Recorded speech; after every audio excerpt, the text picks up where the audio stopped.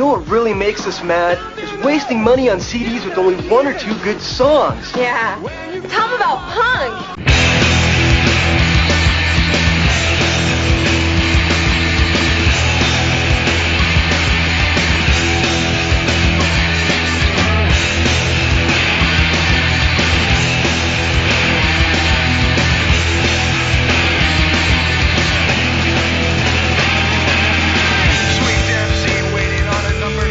What's up, posers? Welcome to Punk Lotto Pod. I am your co-host, Justin Hensley.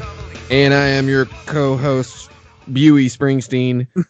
Is he a man? Is he a car? Is he a guitar? Is he all three? We're on our own on this episode. Yeah. So we're going to get real weird with it. You should be Jeep Springsteen now. No, they pulled the ad. I love it. I love it. He wasted their money. It's so great. Sure, I'll do a car commercial. Little do you know that my recent DUI is about to get leaked. Court documents are going to be released.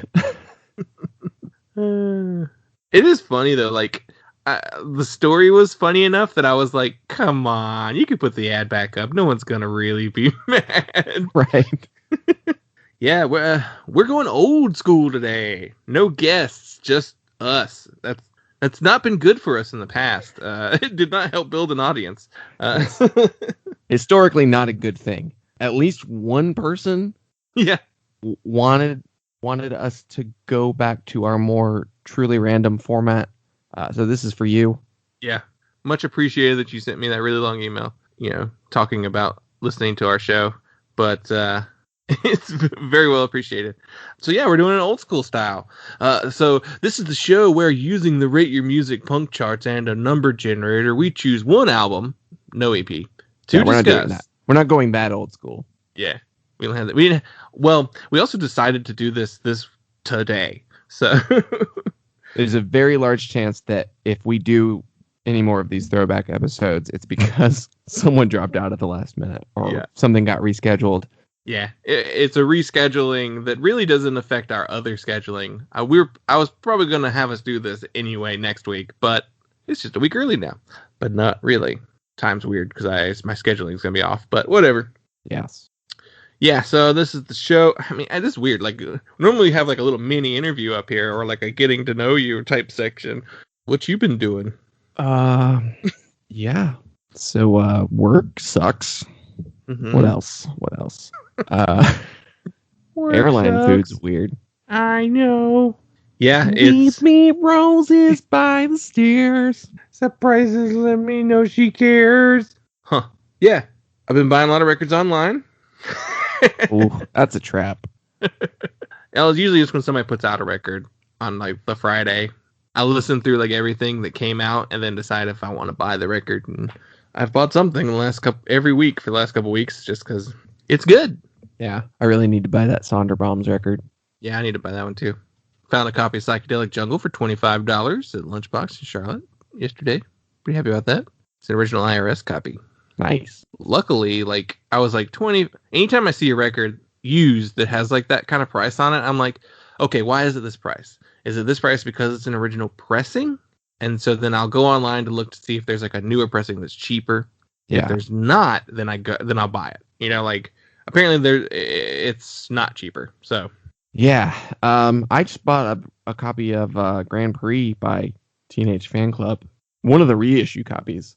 But I found it on Discogs for like $25, I want to say, and that record's like $35 new. It's super expensive. Like all of those Teenage Fan Club reissues are really expensive for some reason. I guess it was just like a UK label did it, and so they're imported copies. Yeah, they are. That's why they're that much. Creation, I think, redid them, so that's why they're expensive. But yeah, so I need to snap those up before they're gone too. The merch stuff's easier to get a hold of because it's here. They have a new record that was being delayed. Really looking forward to hearing it, but they were delaying it. They say COVID is why they delayed it, and they postponed a bunch of their shows that they'd scheduled. But it was just odd to me that they even booked shows because it seemed weird. Yeah, I don't know. I guess they just booked. They probably had the shows booked pretty far in advance.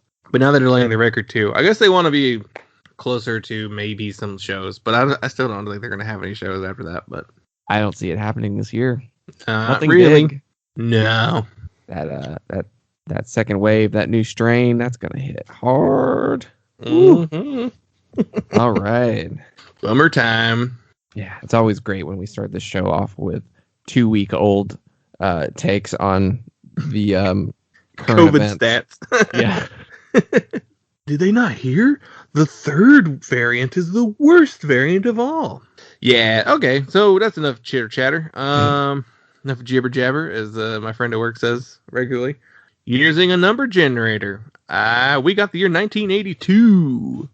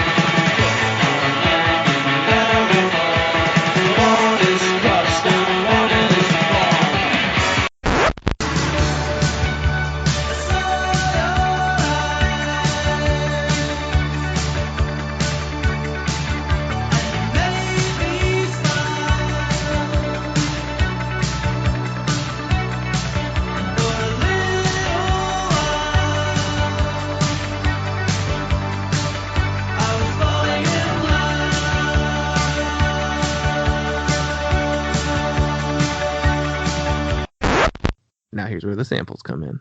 And as usual, we like to take a look at the radio music charts for that year. That's not, I mean, we still do that, but we don't say that we do that. Yeah. Yeah. Very rate your music based for the first 60 episodes. Oh, yeah. This is our weird internet music nerd fetishist is really alienating to your average podcast listener.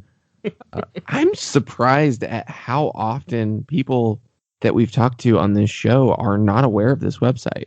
It's very vast. Like, it's full of stuff. It's like the biggest website I can think of that people would not be that well aware of. To me, it'd be like not being aware of Last FM like 10 years ago. Yeah. Because for the purposes of this show, there's no other website that I could have thought of. Yeah. For having this kind of data archive. Yeah. Anyway, let's take a look at the charts. Let's do this. Let's look at some runners up, even though we do not.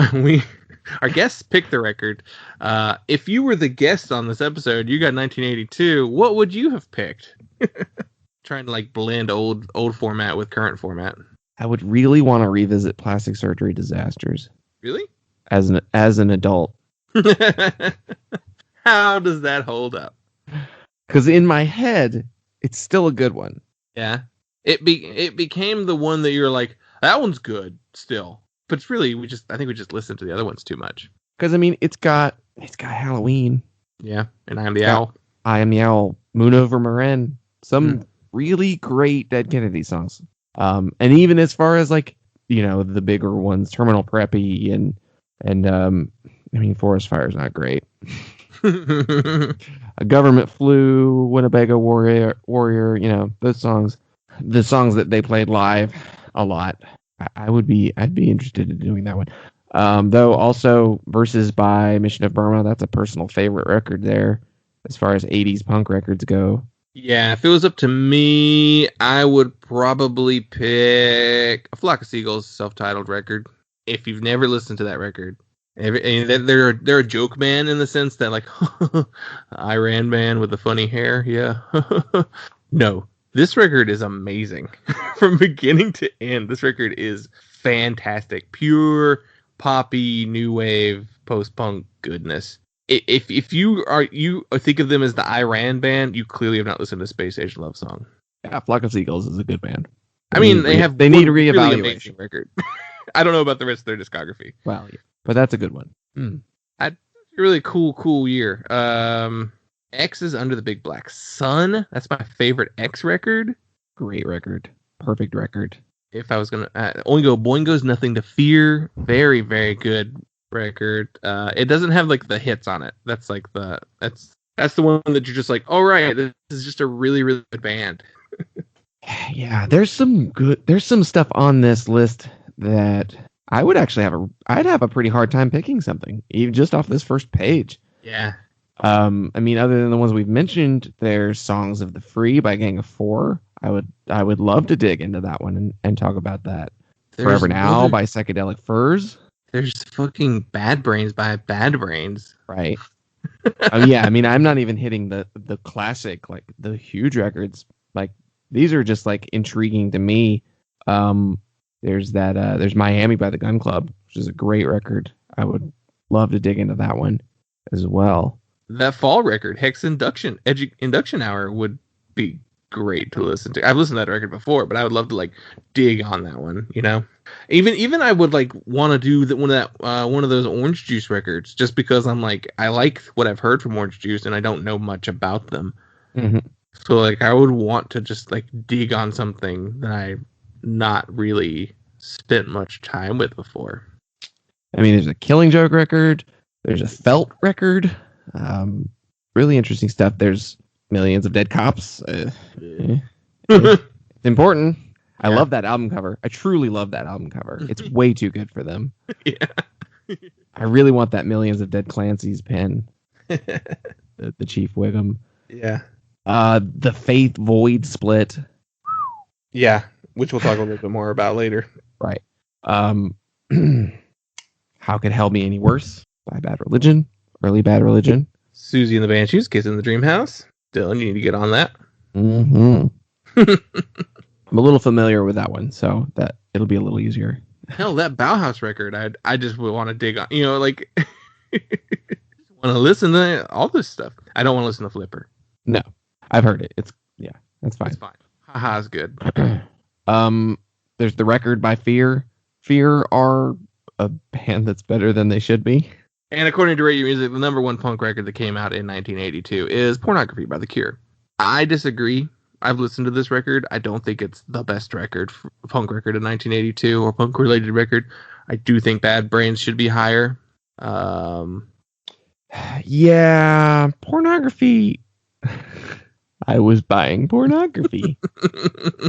It's got 100 years. I guess this is actually ranked by popularity too. We have to mention that too. Is that it has Cold? I mean, early Cure is difficult for me. Yeah, I definitely like Pop Cure better. I guess if we were to rank it by top, I have a feeling it's still going to be The Cure, just based on my use of this website and how often they tend to do that. Oh yeah, I mean it's if you look at the non-punk charts, it's the number one record of 82. Period. So it's not moving. I kind of want to talk about those charts, but before I do that, I do want to mention Combat Rock by The Clash, Pop Clash, Better Than You Think. Milo Goes to College. It's a classic. It's a keeper. Walk Among Us by the Misfits as well. Yeah, I guess I was like glossing over these like iconic classic records. Right. Just because it's like, whatever. We don't need to talk about the Misfits ever. But it's like, well, it came out in 82. So I guess that wasn't doing my job in explaining what else was going on. The massive record. Sonic Youth by Sonic Youth. Here's my hot take. Sonic Youth are a bad band. They're boring. I wouldn't say bad. Oh, yeah. Well, that goes against my normal rule of saying anything's bad. I just don't like it. I really, really, really don't like it. But what else was going on in 82? Yeah, tell me. You've been hinting at this since the Patreon. Well, okay. I mean, fucking Thriller. Yeah. But it's that year, you know. Nebraska by Springsteen. The one that everyone wants to say is his best when it's not. It's a demo.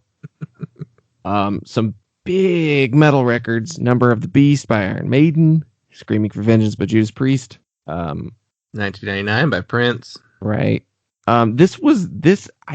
Coda by Led Zeppelin came out in 82. I don't understand that. My grasp of the Led Zeppelin discography is very, very mixed up. I don't know when anything came out. I thought all their stuff was the 70s, and it all is except Coda. So that makes sense. But my brain also thought Presence was later than Coda. Because it sounds like it is. Because Coda is actually a compilation record. Oh, this dumb website. So it's treated as its own. Most people consider it its own record. Because the band kind of treated it as its own record. But I mean, they were done by this point. They were way done by this point. I don't think they played any shows in the 80s. John died in 1980. So. Okay. But Coda's good. It's better than Presence. Presence is weird. Coda is like classic middle period Zeppelin. Wearing and Tearing is such a great song. That riff kicks ass. Avalon by Roxy Music. I'm kind of surprised that doesn't show up on the punk charts. But I guess they're very much more poppy. There's a couple like that, like Duran Duran's Rio. Like, for some reason, this website doesn't consider new wave an actual subgenre of punk, even though it is 100% a subgenre of punk. It's just post-punk done in a pop sensibility. English Settlement by XTC. Absolutely relevant to punk. That's a good record. Black Metal by Venom came out that year as well. That's another big metal record. Love Over Gold by Dire Straits. For some reason, I have most of the Dire Straits discography on vinyl. That's probably my least favorite one, but I have it. Yeah, that's a good one. I like it. I like the first three more than I like Love Over Gold. There's Imperial Bedroom by Elvis Costello. It's dreadful. Ian's got Hot Space. What's on that one? There's always one single on those records. Hot Space has Under Pressure. I was like, oh no, I don't know any of these songs. The very last track, Under Pressure. I don't think Hot Space is considered one of the better Queen records. No, it is not. Iron Fist by Motorhead. That's on page 2. That's again relevant to punk. Well, like, there's a fucking Depeche Mode record, and every other year Depeche Mode is on the punk charts. Right. Diver Down by Van Halen. That's got Pretty Woman, Dancing in the Street. Kevin Rowland and the Dexys Midnight Runners, 2Rye. I own that record. It's fantastic. It's so good. Come and Eileen's almost like it's self-parody at this point, but God, that record is fun. Let's Make This Precious is brilliant. My punk points are going down. Yeah. Shoot Out the Lights by Richard and Linda Thompson. That's a pretty good record. Some bluesy kind of British folk rock. Let's just get way off the rails. Yeah. Kisses Creatures of the Night. That's not a good record. What's on that one? It's Creatures of the Night. Yeah. That's the big single. Ooh. It's an Eric Carr record. Yeah, it's an Eric Carr, Vinnie Vincent record. Yeah. The one after The Elder. Oof. Is Lick It Up better than Creatures of the Night? Maybe. Yeah, I don't know. Can't say. Oh yeah, for sure. Grandmaster Flash and the Furious Five. Hell yeah. The Who? Who? The Eraserhead soundtrack. The Jam. Hey, why isn't the Jam on the punk charts? The Gift. I don't know, but The Gift is good. I've heard it. The Jam are great because it's power pop, mod revival, new wave. Website. I am not familiar with that John Cale record. It might not be one of the better ones. Is that the last Marvin Gaye record? I have no idea. But the first Billy Idol record is there. Yeah, it is. It is because he died in 84. Is Billy Idol... he's not really considered punk, even though he's just, like, still got the bleached hair and the spikes and the leather and, like, straight up just still doing Billy Idol. White Wedding.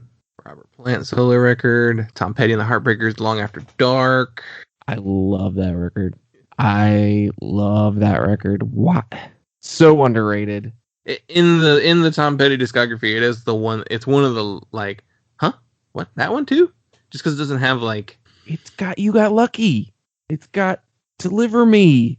It's such a good record. It doesn't have the single though, like Because, you know, like Hard Promises at least has the waiting, and Southern Accents has... Don't Come Around Here. Yeah. Long After Dark doesn't have like a big single to latch onto. Though overall, it's a great record. Just like, it's a better record than Southern Accents is, you know. Oh, yeah. Easily. It's way more consistent. It may be overall better than Hard Promises. Hard Promises has maybe higher highs, but... Yeah. I mean, that A-side on Hard Promises, though. Yeah. That's perfect. Tom Petty records are notoriously front-loaded. Yeah. For what it's worth, but... Well, this isn't a Tom Petty podcast. This is the Petty cast. I'm sure there is one, but I could do a song by song with Tom Petty.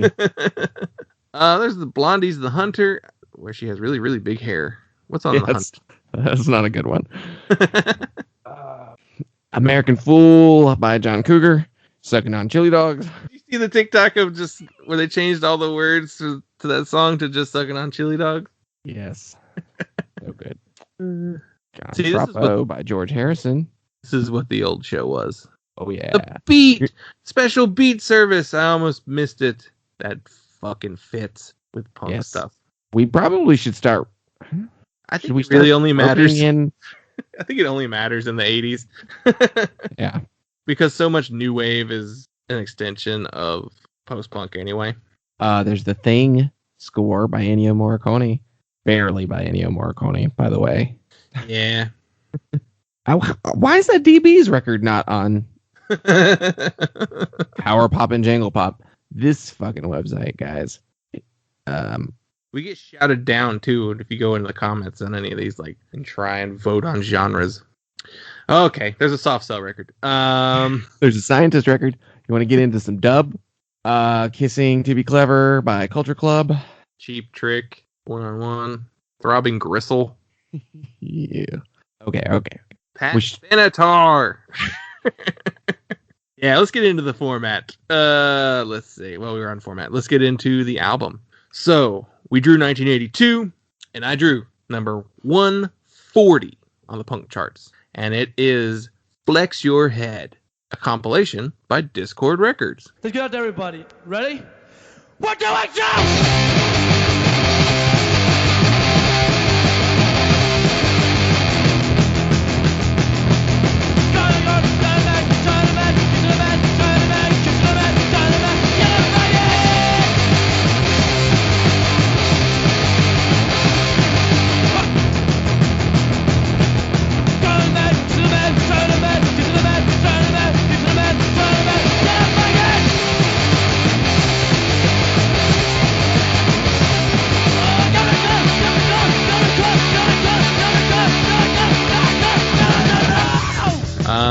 Compilations. Interesting. We don't do compilations. It's our first compilation. It is our first compilation. It's yeah. We're doing a throwback episode, and we did a first. Yeah. I don't know that I would have necessarily even done any other compilations if not for how this one was laid out. But we'll get into that in a minute. But first, I got some stats. And Flex Your Head was released January 1982 on Dischord Records. They pressed 4,000 copies and sold out in 1 week. Then they pressed another 3,000 copies in the US and then another 2,000 in the UK through Alternative Tentacles. I guess they had like a deal with some like pressing plant over there. And then there was a later 1985 reissue. There are 4 album covers for this record. The very first one is the original is the violin cover. And then there's the DC flag.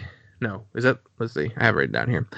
First is the violin. No, second is the wheat. The wheat cover. I'm most familiar with the wheat cover. The third is the DC flag, which has the stars replaced with X's. It's just like a red cover. It's the current vinyl edition that's available right now as of 2021. The fourth cover is a blurry picture of a man. Just like a weird one. I was like, wonder why they chose to do a different cover every single time they repressed it. Wheat cover's my favorite, but it's also a stock photo. The violin one's a stock photo. The flag, I think, is an original. So, yeah, that's probably why they went with that one as the vinyl reissue. But weirdly, all the digital versions have the wheat cover. So, yeah. So this comp was treated as a sampler album for the Washington D.C. hardcore scene. All Dischord bands, though some of the bands on here never released anything else on any other records. So it was kind of a debut for some bands. A lot of others, it was the last thing they did. Some of it's archival, essentially. It was designed to be a sampler for DC hardcore. The recordings range from April 1980 to December 1981, which is nuts. They finished recording in 81 and had it on vinyl by January 82. Turnaround times were much faster back then. There were a lot of plants. I mean, it was how records were released. Yeah. I saw some screenshot of some. It was an account that was like, or like some website or something that was like about vinyl collectors, like famous vinyl collectors, and there was like a screenshot of Jimi Hendrix 100 records owned. Like Jimi Hendrix could own music on any other format. That's so dumb. He had an extensive reel-to-reel collection. What else did you have? Didn't he die before 8 tracks were a thing? Yeah. Yeah. So this compilation is broken down. I guess I should have actually counted the number of tracks. It's 32 tracks by 11 bands. So this isn't like a comp that we would later become aware of just like every track is a different band. Yeah, kind of became the standard later. So I guess this fits the sampler idea. A lot of these, it's kind of interesting. So like a lot of these recordings, a lot of these songs are from larger recording sessions, and they just cherry picked the best tracks and put them on here. And then a lot of this stuff did not get like actual releases for a very, very long time. So I guess what we'll do is we're just gonna like go through the groupings of songs. We're not gonna go like song by song. We'll just like take the first band. We'll just go down and just do like the first batch. But before we do that, I wanted to get your overall impression on the entire thing before we dive into who's on here doing what.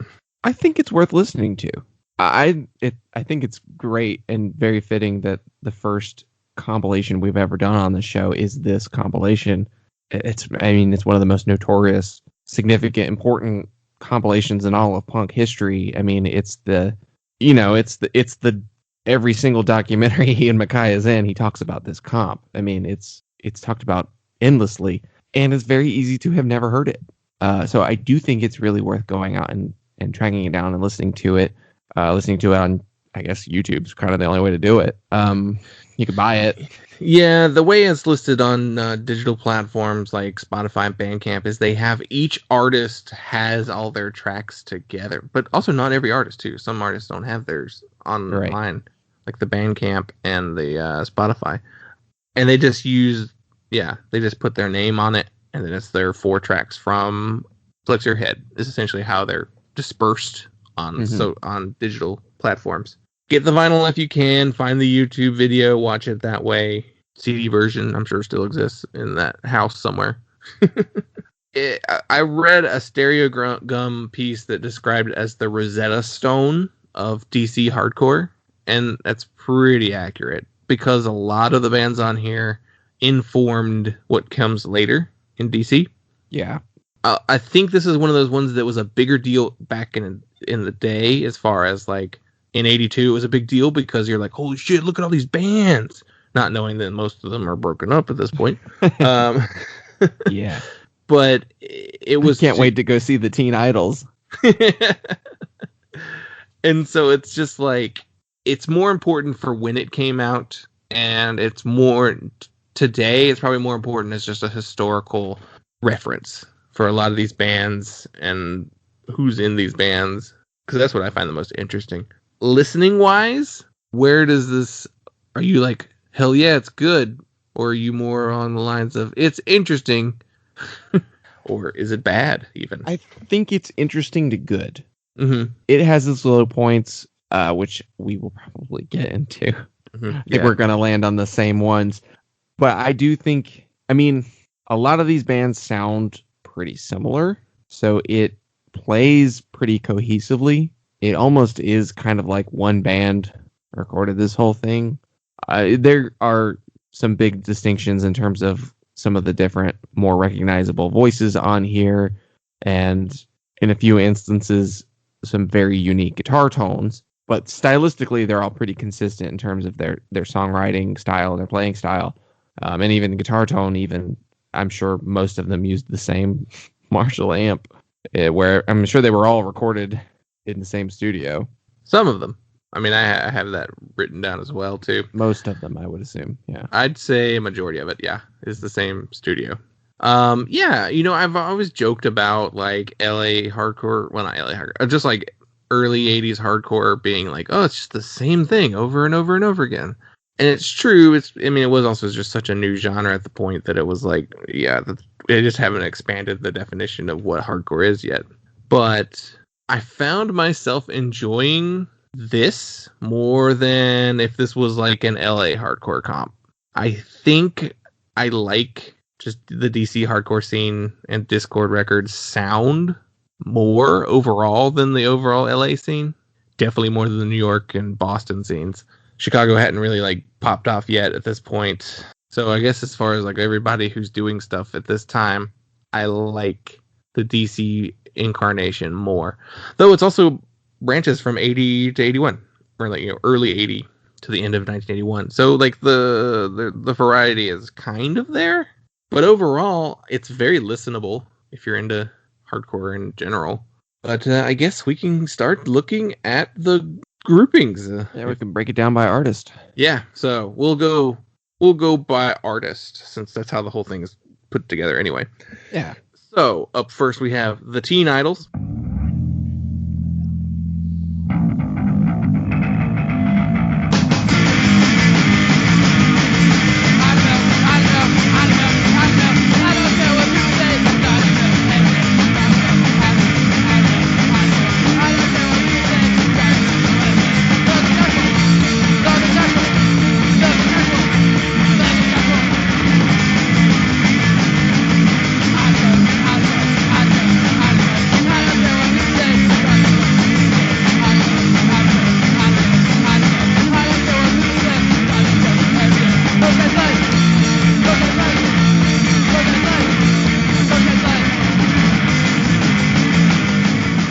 They contributed 3 tracks: I Drink Milk, Kami Song, and No Fun. No Fun is actually a cover of the Stooges. No Fun. We talked about the Teen Idols once before. We did the Minor Disturbance EP. They were the first Dischord band and featured Ian MacKaye, Jeff Nelson, Jordy Grindle, and Nathan Strejic in the band.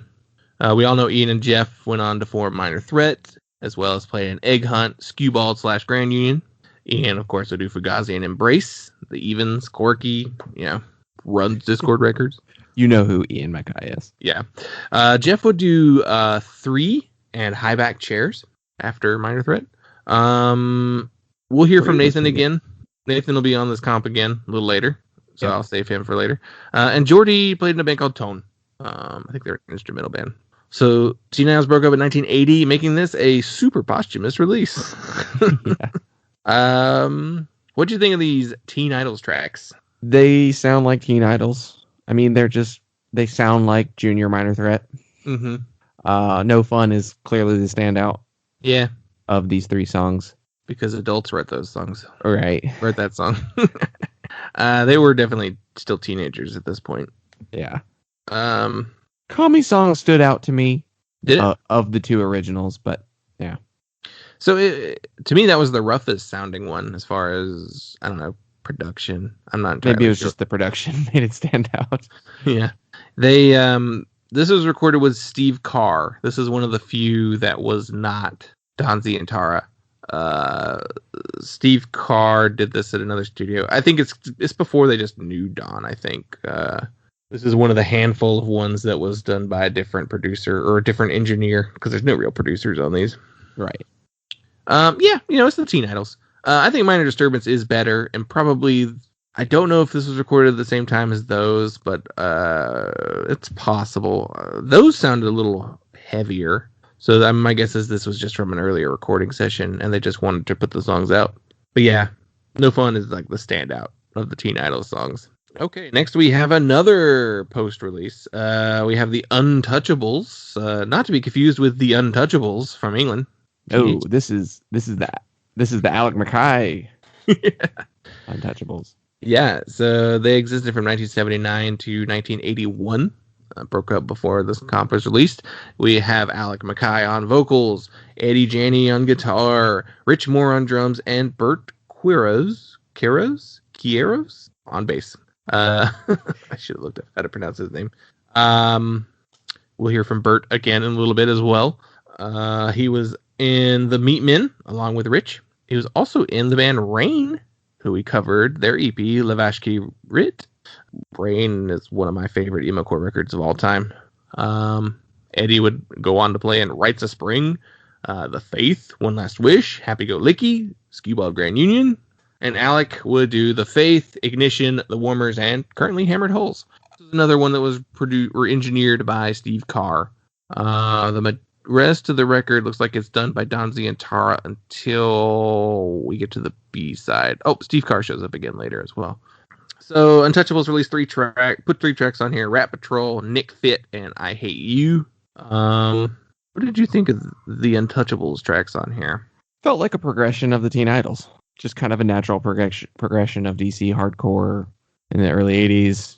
More put together than the Teen Idols for sure, but not extraordinary songs. Just fine, yeah, decent. You could tell these are the oldest ones. Yeah.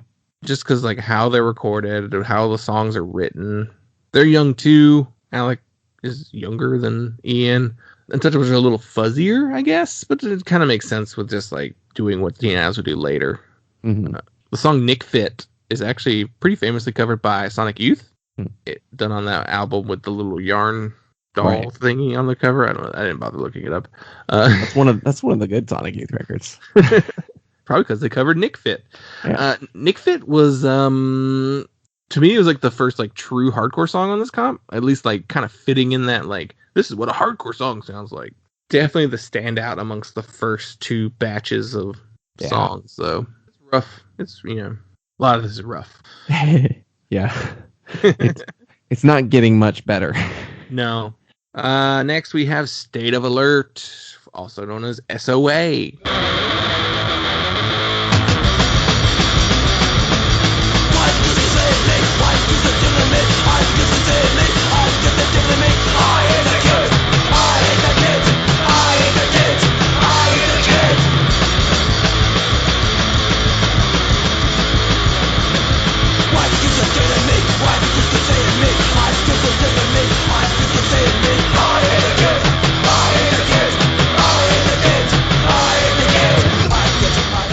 From 1980 to 1981, another one that broke up. This is Wendell Blow on bass, Simon Jacobson on drums, Michael Hampton on guitar, and Henry Garfield on vocals. Warfield. Of course, who would later go on to change his name to Henry Rollins, and we all know who Henry Rollins is. Michael would later play in The Faith, Embrace, and One Last Wish. So you're going to see a trend where like 3 bands end, and they've all done like 10 other bands each. When they called it the Rosetta Stone to DC hardcore, it is literally in the sense that these are the same people in all of DC hardcore for the next 20 years. Yeah. Other than there's no Bad Brains on here. Like that's the only major, which they did, I guess they didn't have anything to put on here at this point. Well, the Roar tape was an 82. Yeah. They just weren't on Discord. Yeah.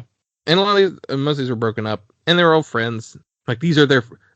We have Ian's band, Ian's brother's band, Ian's best friend's band. Like, yeah, it's very much just like I know him. Let's put out this record. State of Alert put on the songs I Hate the Kids, Disease, which is a UK Subs cover, UK Subs, and Stepping Stone Party. That's what it's called on some versions of the track listing, which is a cover of the song Stepping Stone by Paul Revere and the Raiders and the Monkees. So apparently this song was really popular cover in the DC hardcore scene. I think it's really funny that Henry's band only had one song that was theirs, And even then, Lyle Presler from Minor Threat wrote it. So it's like State of Alert and SOA were just like, this feels new. This feels earlier than the EP that SOA put out later. But no, because they broke up. No, this recording, though, could have been earlier, though. I feel like it probably is. It sounds like it is because it doesn't even. SOA, they did No Policy, and then the demo, the first demo. I mean, that was released in 2014. This sounds like probably recorded around the same time as the first demo. This could be the same thing as the first demo, honestly, because some of these do get released later. I guess I should look at the first demo to see what tracks are on it. No, not the same songs. No, Stepping Stone's on there, and Disease is on there. So, yeah, probably. I Hate the Kids is not, though. That's the one that's like the original. Maybe Lyle's like, no, you can't have that song. That was Don Z and Tara, and Skip Groff did that song. How do these Henry songs sound to you? I'm trying to see if I Hate the Kids by Hot Snakes is a cover of this song. It didn't sound like it, so I don't think it is. But this one, I definitely perked up. Like it's the first significant departure on this release. Mostly because Henry. I mean, his voice really stands on its own. There's not a lot of vocalists that really sound like him. He doesn't have as full of a voice yet. He's got that raspy kind of hoarse yell here. He's not as well recorded here either. Yeah, he hadn't quite found. Well, he hadn't joined Black Flag yet, so like that, like forced constant practice the Black Flag always did.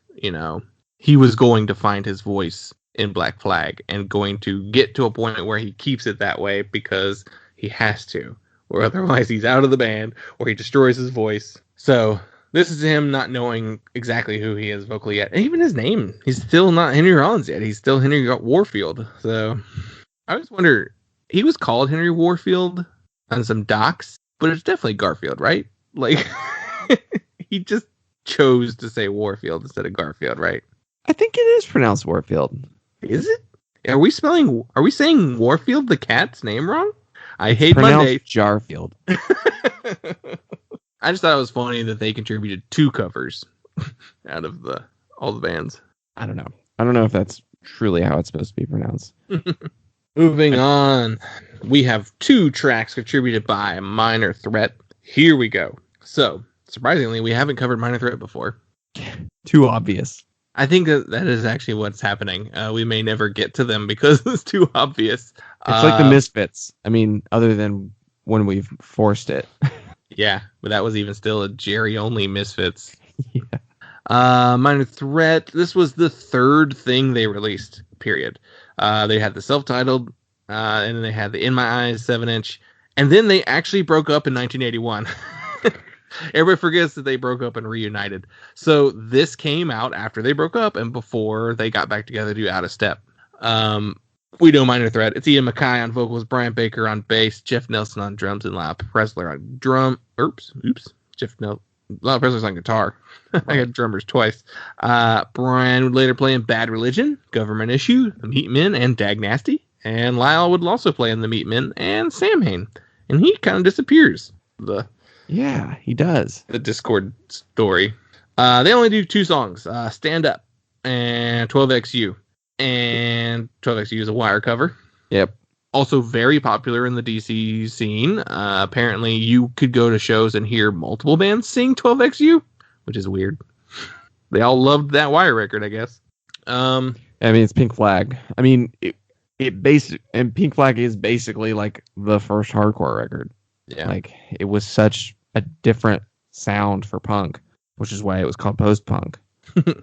And then very clearly, Minor Threat is definitely like, oh yeah, they're one of the best hardcore bands ever.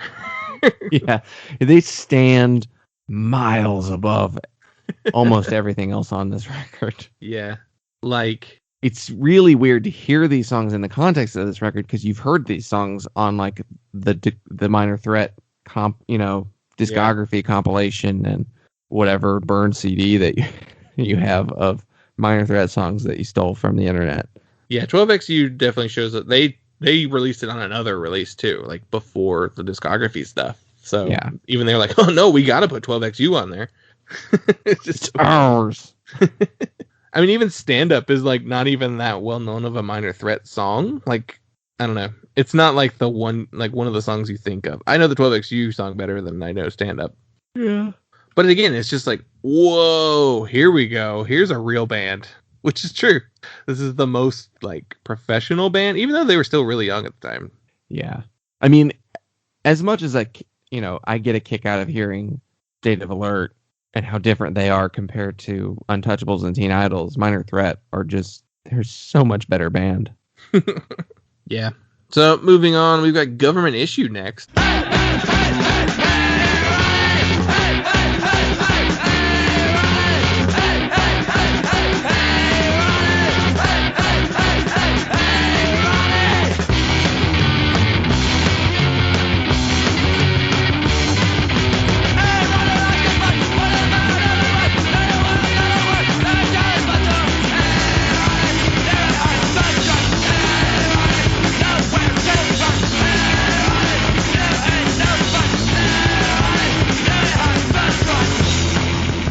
The next band.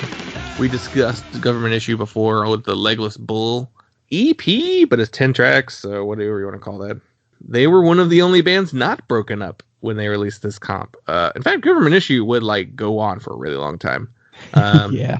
A lot of member changes. Yeah. This has John Stabb on vocals, John Barry on guitar, Mark Alberstadt on drums, and Brian Gay on bass. Most of them, Government Issue was like the thing they did, so... Mm-hmm. They contributed 2 songs as well. I guess they were like, well, we're not going to use all the songs from the bands that have like albums to release. So they gave us Hey Ronnie and Lie, Cheat, and Steal. I love a Ronald Reagan song. Yeah. It's my favorite, like, leftover from the 80s hardcore scene.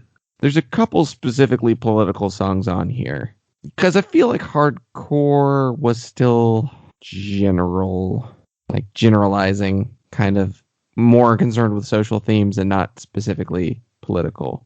Government Issue was a very political band. Yeah. These are very much in the more professional vein. Like, you could tell these were more, like, they were more legit band at this point.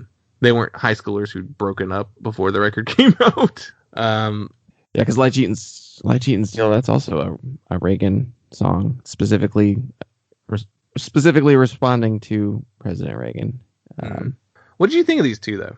Because that's got the line, the first verse of that song is President tells us we got to cut back. Says if we don't, there will be no escape, but he's laughing behind your back because you're paying for his new drapes. Talking about Nancy Reagan renovating the White House. So, how do these songs stack up for you? Government Issue is a band that I'm just don't think I'm ever really going to get into. It's fine. Yeah, these are, yeah. This is early Government Issue, so it's even more like, it's fine. I'd probably be more intrigued by the later material by them, but I've never really dove into them. They're just one of those bands that I'm just like, they're cool. Not for me, though. Continuing, we're on the last batch of songs on the A side, and we have Youth Brigade, not to be confused with the California Youth Brigade, who lasted forever and started BYO Records and all that good stuff. Mm-hmm. They only existed for 1981. That's it. I told you I would get back to him. Here's Bert again from the Untouchables. He's back on bass, and we also have Nathan from the Teen Idols is here on vocals. We have Danny Ingram on drums and Tom Clinton on guitar. They provide 3 tracks: Moral Majority, Waste of Time, and Last Word. And off the bat, Nate sounds way better here than he did in Teen Idols. That being said, he's also older. Yeah. This is the first step down in quality, though, I think it builds up into Minor Threat, and Government Issue is pretty kind of keeping that same consistency, but I think Youth Brigade, they were not together long enough, probably, to really get good. So it's kind of hard to fault them. They're decent sounding songs. Moral Majority is probably the strongest of the 3. Yeah. Yeah, Last Word felt like it was recorded in a different session. Yeah, it's just... Yeah, you're right, though. It is like a step backwards as far as, like, we were progressing. I mean, maybe they lined it this way up specifically, though, because They wanted to break up. They didn't want like the same they didn't want 4 bands in a row with the same like sound. Yeah. But it's definitely like not. Yeah. I mean, the threat is the standout for sure. If we're talking about sequencing, I think it's a good way to close out the A side, though. I mean, it does tie into those members from the first band on here. It kind of closes a chapter almost of DC hardcore, the earliest days of DC hardcore, because what follows on the B side are where things get a little more interesting. Yeah. Yeah, it's definitely. Yeah, I think I know which one you're talking about too. That sounds the most like this side. It is almost chronological too. I do wonder if that's part of it. Moving on to the B side, we have Red Sea.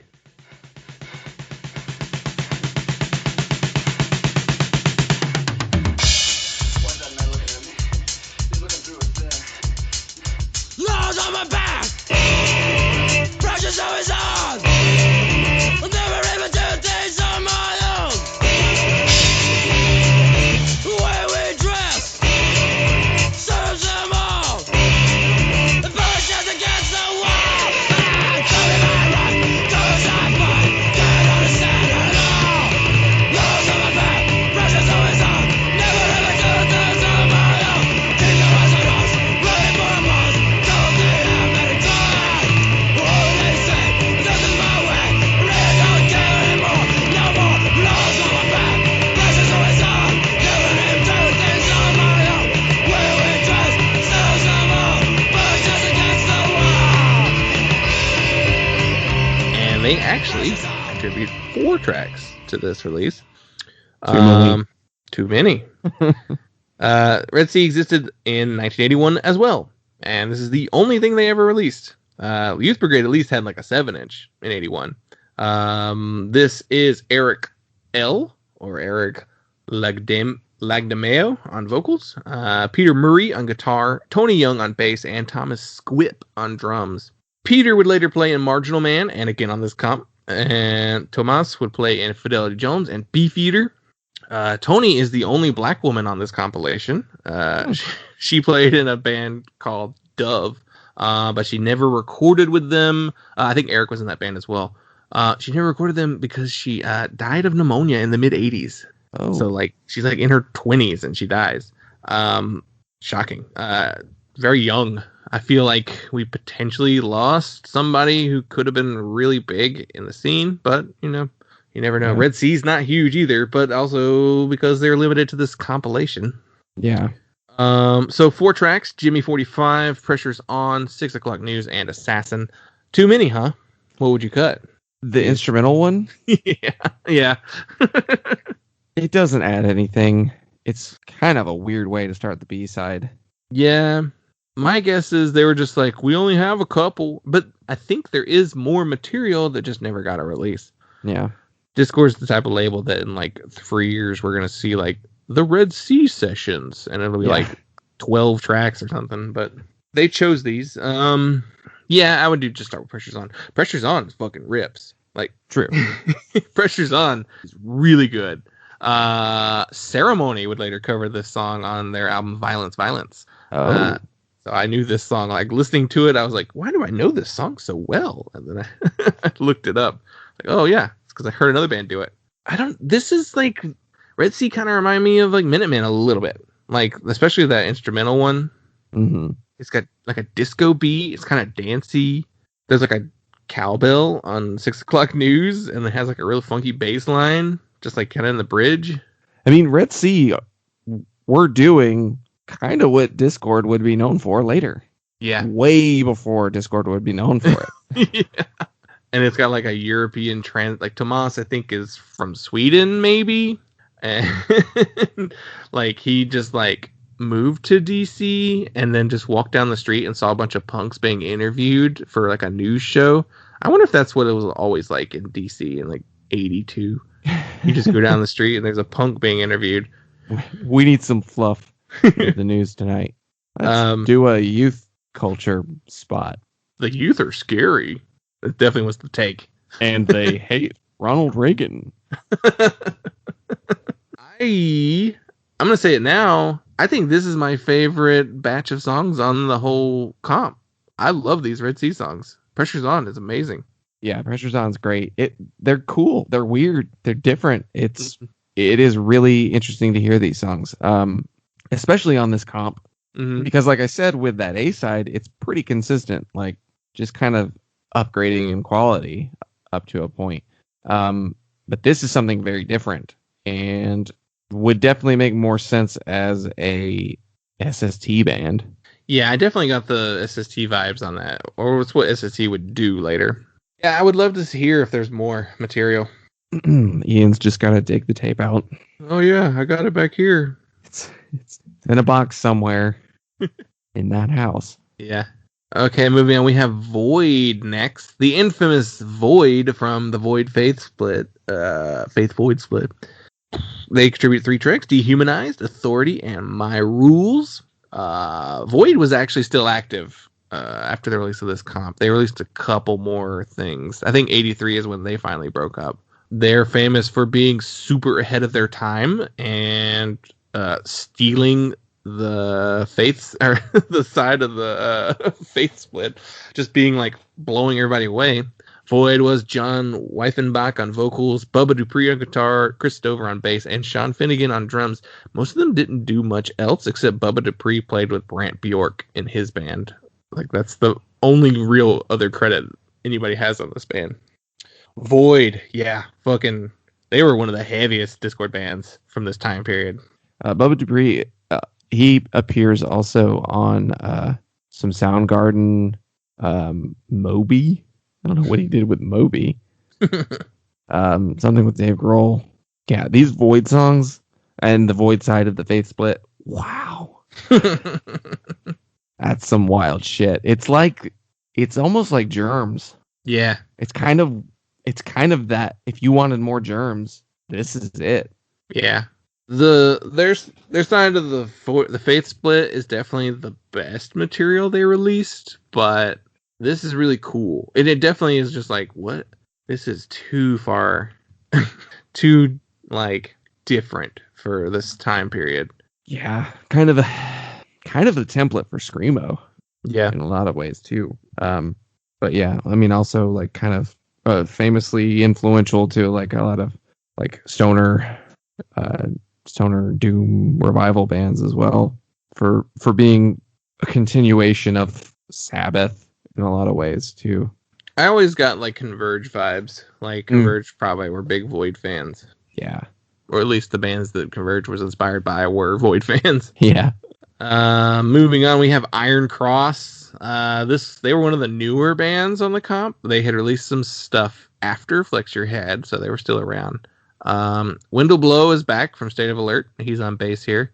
And we have Sab Gray on vocals. We also have Mark Haggerty of the band Grey Matter and later 3, as well as Dante Ferrando, who was also in Grey Matter and Ignition on drums. This is one of the few. So, okay, this was recorded by Tom Scott. He was the engineer, and produced by Chris Haskett. It was one of the ones that was not Don Zientara and not Chris or Steve Carr. It shows. To me, it's a big step backwards in quality. They contribute 3 songs: War Games, New Breed, and Live for Now. I think these are the worst songs on Flex Your Head. Yeah, I don't like Iron Cross. No, I don't like that they're called Iron Cross. I don't like that they have an Iron Cross in a lot of their album artwork. Yeah, I'm not a fan of this. It's really fuzzy. The vocals are like lower, but like not as confident. I mean, Iron Cross, they're not racists. I don't want to put that on them because they're not. No, it doesn't mean I have to like it that they use the Iron Cross though. No, that's not ideal. I love Motorhead and they use it all the time, but used a lot of Nazi imagery on his costumes or whatever you want to call them. Yeah, I don't know. Like, I'm not a fan. Mark and Dante, I think, like, left pretty quick. I don't know if they're even on their Skinhead Glory EP 7-inch that came out in 82. God. But they're not even like an Oi band. Like, I mean, maybe their later stuff's more Oi, but these aren't. Though Haggerty is on the 83. Hated and Proud. I didn't like it. Yeah. I mean, now Gray Matter, on the other hand. That's a great band. Up next, we have Artificial Peace. I'm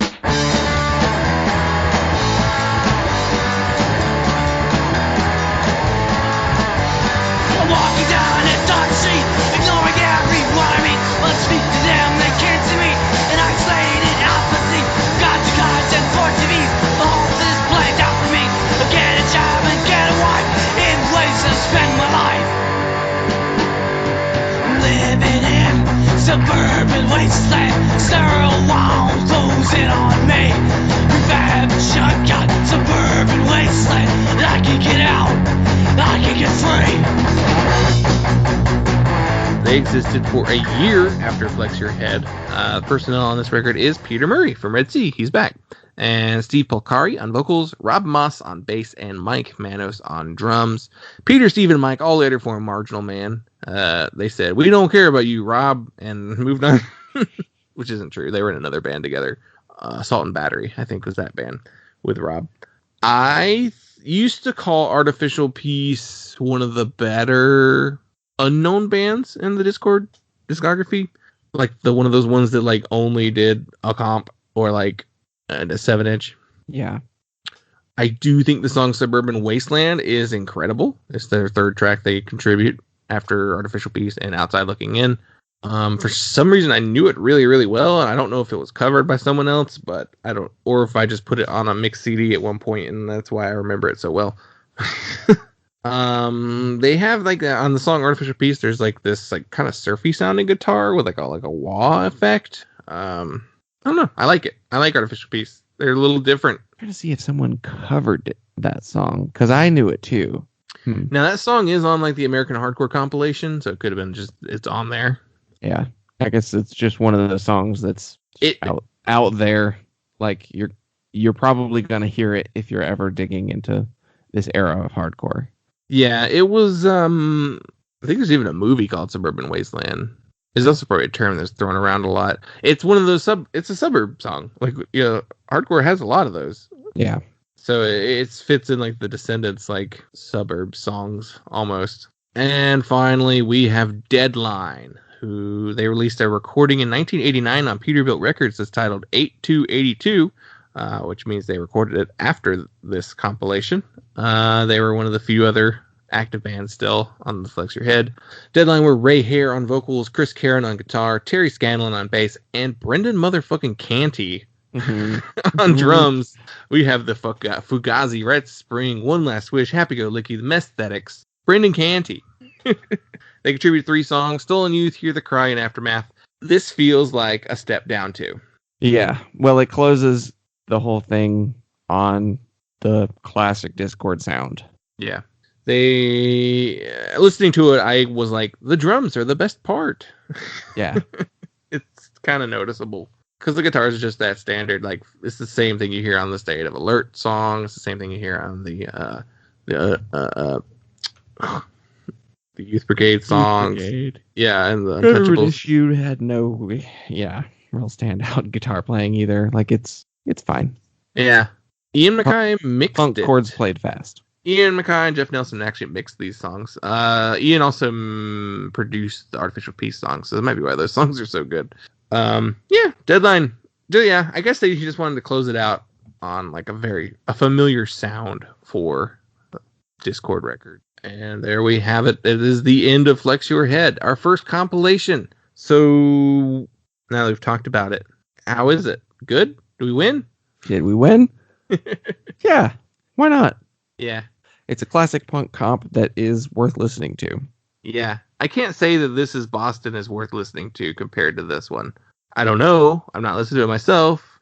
Yeah, it's pretty good. It's worth listening to if you're interested in the beginnings of Dischord Records. They didn't have much, really, at this point. This was Dischord number 7. So, like, they didn't have anything. That's why most of this record is made up of bands that were already broken up. Oh, you know how you said Lyle Presler kind of disappears? Mm-hmm. So he retired from performing. He ran Caroline Records. He signed Oh. Ben Folds and Chemical Brothers and Fatboy Slim. Oh yeah, he had a from the career. limelight. Yeah, he was a marketing exec for Elektra Records and Sire Records. He got his law degree in 2007. Yeah, looking at everything Dischord had put out up until this point, there's the Minor Disturbance EP, Teen Idols. There's the SOA EP. There's the first 2 Minor Threat EPs. There's the first Government Issue EP. There's the Youth Brigade EP, and then there's this. They've got a half here, Necros. They call that Dischord 4.5. Not entirely sure. I wonder if that was a split release with somebody else. Yeah, Touch and Go was the other. It was a split release. And then they also helped release the SSD Control. That's 7.5. And then, yeah, right after Flicks Her Head is Faith Void Split. So, and then Iron Cross EP. So, Dischord was slow going. I mean, Minor Threat was the thing for them, which makes sense. It's Ian's label. Yeah, I mean, and they'd put out a record and then they couldn't put anything else out until they sold a bunch of copies. Yeah. Of whatever they had just put out. So, is this the first LP for Dischord? Yeah, it is. Yeah. So that's worth noting. That's probably why it contributed to it selling so fast too. Yeah. Well, you can get so much material for your buck. And then Faith Void was on an LP too. So because what did they sell it for? I have no idea. $8? Probably not even that much, honestly. Yeah. But yeah, it's definitely worth checking out if you're interested in the beginning days. And even then, if you're just curious about like what Rites of Spring band, members were doing before Rites of Spring. They're all there except for like Guy. Yeah. Yeah, there's no Guy, there's no Joe Lally. Yeah. Joe Lally. Yeah. So there's only half of Fugazi on here.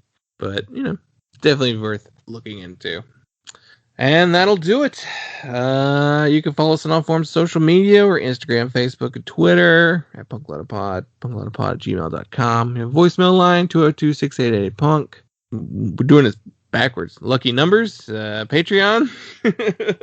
Yeah. Go follow us at punkloudapod.lucky. That's not lucky numbers. punkloudapod.substack.com. Get your lucky numbers. Please subscribe to our Patreon for $1. You get bonus content, which so far is mostly us looking deeper at the charts. So if you didn't get enough of our chart digging at the top of this episode, go find out what else was going on in punk. There is actually, despite as much as we talked about off of the first page of Punk Charts, there's even still a lot more significant stuff to talk about from this year. So go check that out. Yeah, I'm really wishing we'd done our Patreon plug at the top, but got stuck in old format. Yeah, so that'll do it for us this week.